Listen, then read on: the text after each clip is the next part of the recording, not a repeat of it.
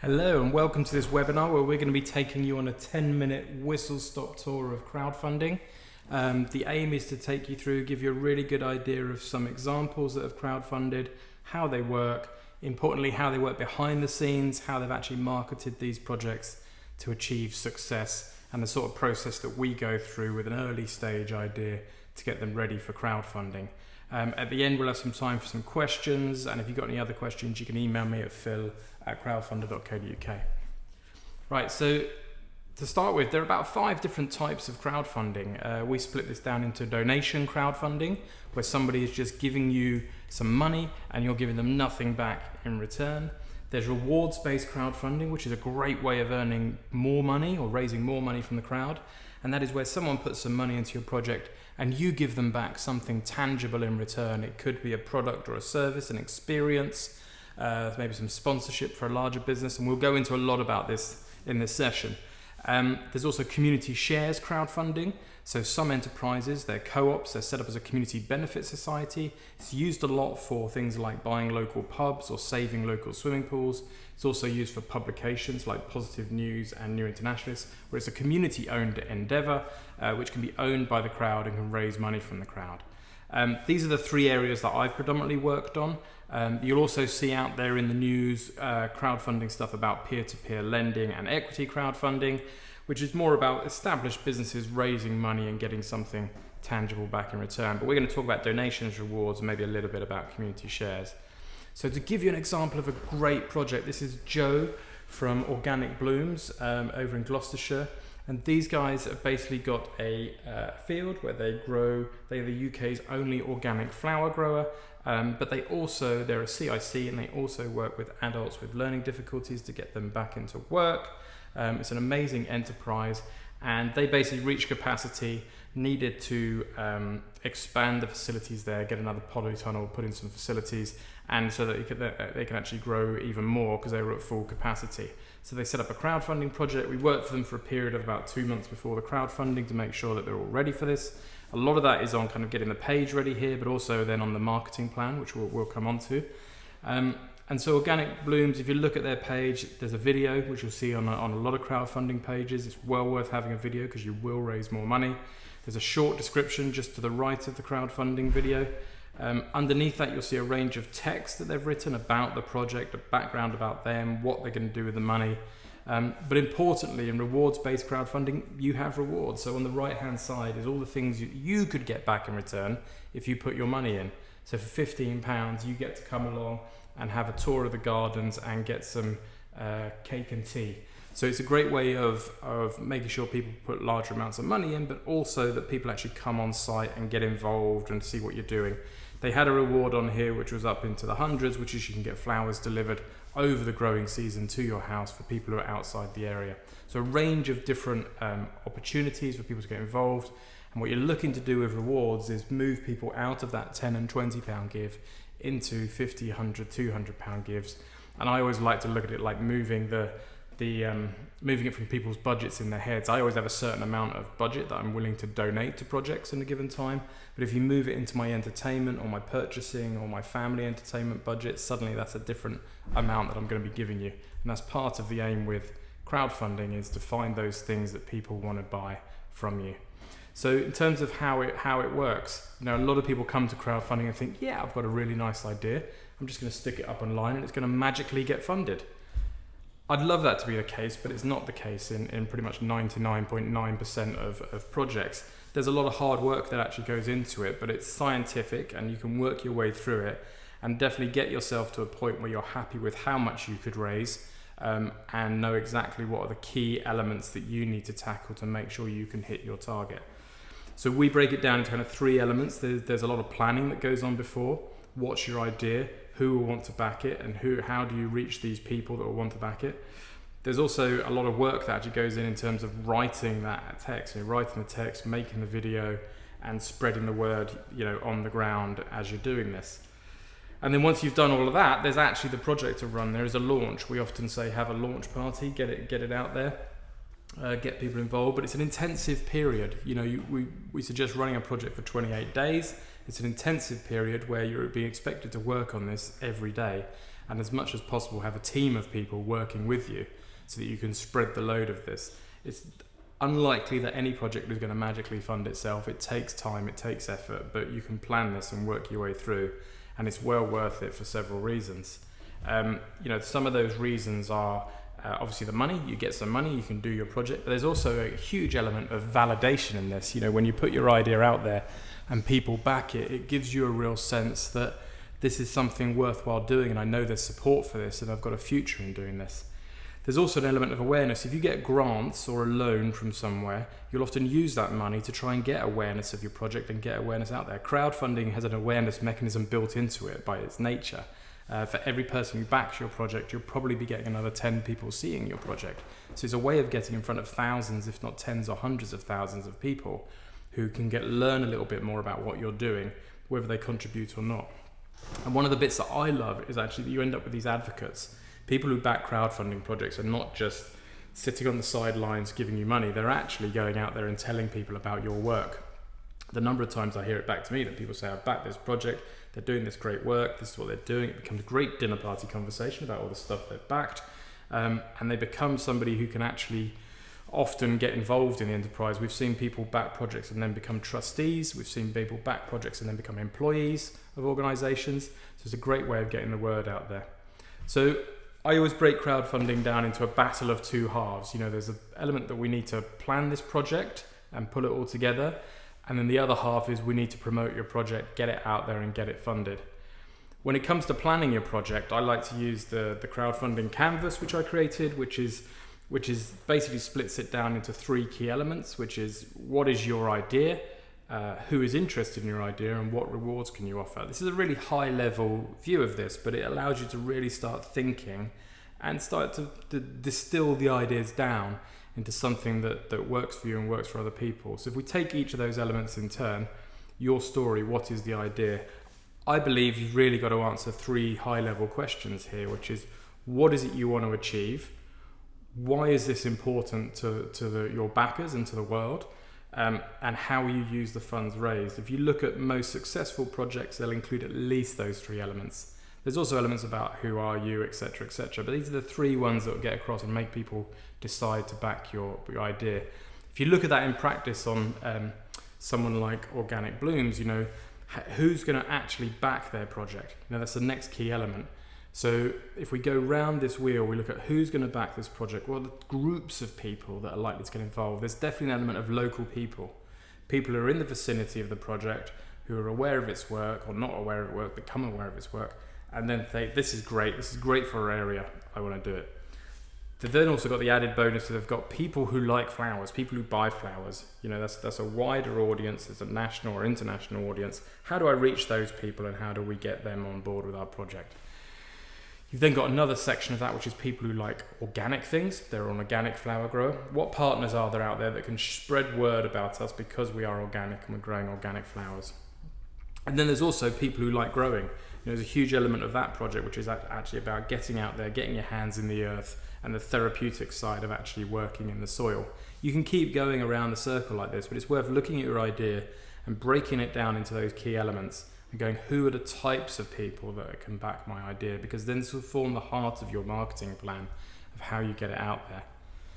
If you look at the type of rewards that you want to add for your project, a lot of people come to me and say, well, I don't have a natural reward, I don't have flowers, then what do I do? So if you do have a natural reward, great, you've got a product or service that people want, it might be beer, it might be flowers, then great.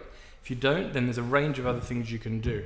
So we've seen projects where products or services could be donated to them and then put through the platform by a local business, someone else. You can also do a range of experiences and events, especially if you've got a physical space. So you can get people to come on site, you can give them a workshop, you can give them a tour, you can have some kind of launch party and get people along. There's always sponsorship and membership options that you can do. So it's well worth having a sponsorship option for larger businesses. It says for £1,000, £10,000, whatever it is, you get to sponsor the polytunnel, your name will be over it, and you get involved. What I tend to find happen a lot is you'll get an individual who likes the project and wants to donate, but if they could donate with their business hat on, then that allows them to move again from one budget over to another budget and then put in a larger amount and get involved with it. So it's well worth taking the time to just go back, look at that canvas, fill it out. You can download it below. you can go and fill that out and do that as a team, do that as a group exercise, share that with others, see what other people think and get the feedback that you need at this stage.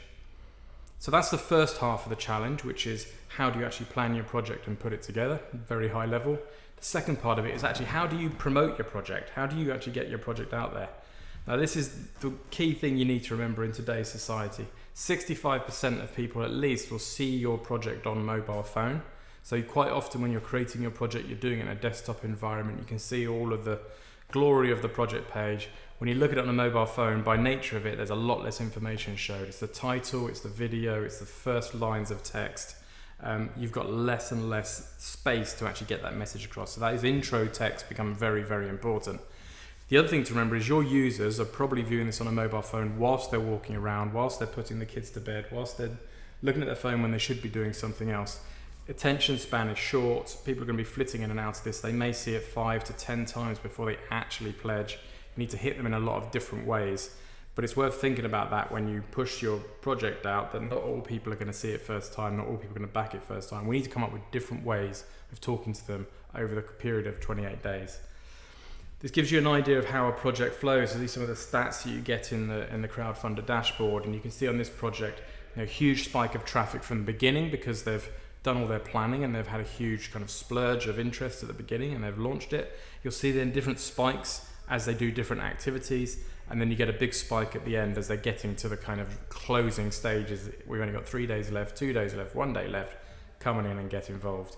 You can also see where the traffic's coming from, which is a really important aspect. So you can see what amount of pledging is coming from Twitter or Facebook or Google, etc. And that allows you to adjust your own marketing plans accordingly and say, actually, we don't think we're getting enough from Facebook. Maybe we should be doing something else to kind of jazz this up.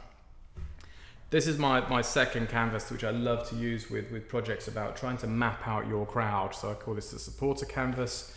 And it starts at 9 o'clock on the dial with your data, looking at large donors. Which large donors have you got? If we can get them on the board early, then that shows real good willing. People are more likely to support it. You don't want to be publicising your project when it's on £0. You want to get some money on there, get it to 10-20% funded, and then start pushing out your project.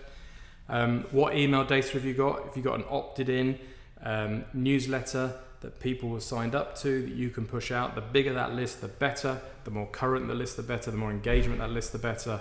If you don't have a newsletter yet, it's still worth setting one up. It's a world of social media out there, but email is still an extremely highly converting source for crowdfunding donations. And your team become really important in this. Everybody within your organization, everyone you're working with should be involved with the crowdfunding, should be pledging to that crowdfunding and sharing it across their own social media if they can, and feeling like they're part of this moving forward. Projects that fail more often than not have one person who's been tasked with the crowdfunding, who's been stuck in the corner, and then gets asked repeatedly why it's not working, whilst the rest of the team just carry on with their daily lives. Very important to get the whole team involved in this from the outset. Your social media is important. Facebook, Twitter, LinkedIn, Instagram, growing those as much as possible for the organization, but also the leaders of the organization, and make sure you're getting engagement on those as well. The likes and the follows number is great, but actually the engagement is becoming more and more important. You'll be looking at how you push out your message over 28 days of the campaign, but also how you warm up the crowd. If you look at good crowdfunding projects, they'll often be warming up the crowd and saying, look, we're launching in 10 days. We're going to be putting out this reward. Has anyone got any other ideas for other rewards they want to see? Who wants this one? And getting that engagement with it early on, maybe putting out some videos across that as well. Your partners become really important. It's a great opportunity to look at what national partners, local partners you may have. So there may be trade bodies that you're associated with, other organizations that are affiliated with you, and talking to them before you launch about how they can help support your crowdfunding. Can they contribute? That would be great. Can they actually spread the word over their social media, their newsletters? That would be a great thing to do too. If you look into the fourth sector there, which I've called the unknowns, it's all about the other things that then happen after that. How do you reach a wider crowd? The biggest source of wider crowd for a project, so people who don't know you now, but will know you by the end of the crowdfunding and have contributed, is peer-to-peer sharing. So somebody backs your project and then they share that with their friends. It comes with an endorsement from them that you are good and doing great stuff, and then they can get involved with the project. That's the thing you really want to drive, is peer-to-peer sharing through Facebook, Twitter, Instagram, etc. If you're looking at doing any press, any newspapers. I often think the real value of those sometimes is not necessarily the traffic you'll get from them, but it's also being able to take that content and play it back to your own audience. So being able to share that back across your socials, being able to include that in updates and emails back to your audience. Do it when you're 40-50% funded. A lot of projects tend to do it when there's on £0 and they go, we've just launched this crowdfunding, and they stick it straight in the paper. Anybody who goes through that route, who goes, oh, I've seen this in the paper, I'm going to go to this website, and if it's anywhere close to £0 funded, they're not going to fund it. So you want to do that press when you're already way down the line and hope that it then extends your funding even further. I've got a crowdfunding checklist that I use with projects, which is a great way of just planning out the whole marketing plan. The sort of things that has in it is things like, let's build a team, let's have clear roles, let's know who's doing what. Once we've created the project, let's check this with the whole team. You can check it, you can get people like Crowdfunder to actually check it for you as well. Can you do some warm-up emails? Set the date. It's really important. It's really empowering to set that date and say, we're going to go live on the 1st of September. And it galvanizes everybody to work towards that. Again, I've seen projects that slip and slip and slip and slip, and by the time it eventually comes, everyone's worn out before the start line started. So let's set a date, let's go for it, let's give ourselves enough time to plan, but not too far in the future that we forget what we're actually doing. Have some large donations set up before launch. Have a launch event if you can. If you've got a physical space to do that in, then great. If not, just get down the pub, get a group of people. Don't let them leave unless they've pledged on the project. Get any questions off them there and then. It's a great way of actually showing people the project, getting some questions, and going, actually, we're not answering this and this through our project. Maybe we should add that information in. Give everybody something to share on Facebook. You can ask people directly to share. This is something they don't see enough of. They say, look, I've launched this project. I'd love you to share this out on your Facebook. Here's a video. Here's some text. Please stick it out. Line up your partners to share on specific dates. So one of the things I'm doing at the moment is setting out daily planners with projects. So we go, this is every activity we've got for 28 days. This is how much we think we're going to raise by each day, and which partners are sharing on which dates. It's a great way of holding those partners to account so that they actually do it. And if they don't do it, you can chase them down, which is nice. And that's it. So if you want that sheet, it's available down below. You can see that there. And the most important thing, this is the last slide in it, is really the essence of crowdfunding, which is you start from the middle out. When you're promoting your project, you start from those people that are closest to your project. They're the people that are most likely to back it first.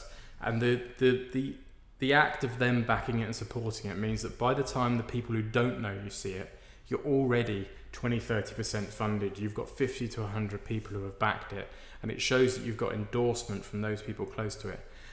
Projects that are lower down at £0 with 1 or 2 backers, people are going to question why it's that level and why they, as somebody far away from this organisation, is being asked to back this. So it's important to use that momentum of your inner circle to drive the pledges from the outer circle. So I hope that's been useful. If you've got any questions, you can email me on phil@crowdfunder.co.uk. You can see the documents below that you can download. And thank you very much. Cheers. Bye-bye.